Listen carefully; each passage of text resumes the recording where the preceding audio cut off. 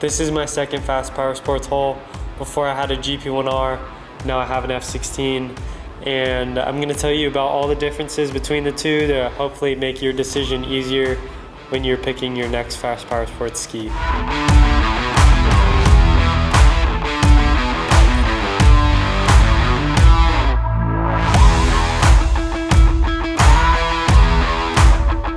I'm not going to sugarcoat anything, I'm just going to tell you how it is. But let's start off with the hood. So the hood's a pretty big difference from the F-16 and the GP1R. The hood is a lot lighter, it's smaller, and it's just easier to take on and off.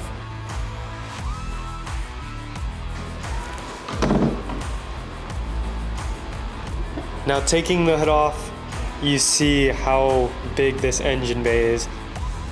You're gonna have to work on it. If it's a stock setup, you'll still have to make a couple changes here and there, service and stuff like that. And with a bigger engine bay, it's way easier to work on. And just working on anything. You want to get to the fuel pump, it's easy. You want to get to the exhaust, it's easy. Battery, whatever it is, it's just easy to get to, and that plays a really big part, especially when you're looking at these GP skis.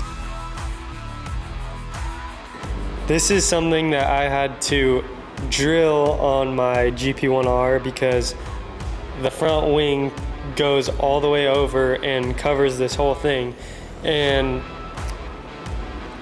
drilling holes in your ski is not fun and it doesn't look that good, but if you can remove this plate, work on it, and put it back on, that is super nice. And okay, this is the question that I get the most. What is the feeling difference between the F-16 to the GP1R?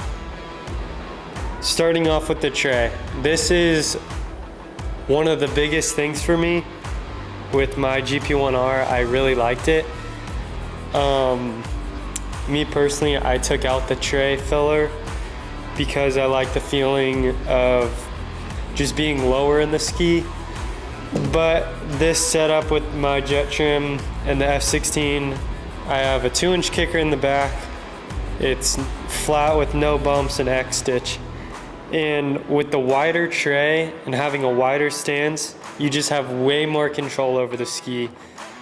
Okay, now the rear grip from the F-16 to the GP1R. The F-16 just simply has more grip. When you want to push harder, go faster, and just improve your riding, the F-16 will help you do that. You can just simply grab more gas, give it more throttle, and if you want to push. If you want to push, this ski will do it, and it'll handle it really well. Now when the F-16 gets into rough water, it's still just better. It just drives through the chop and it just doesn't do anything funny.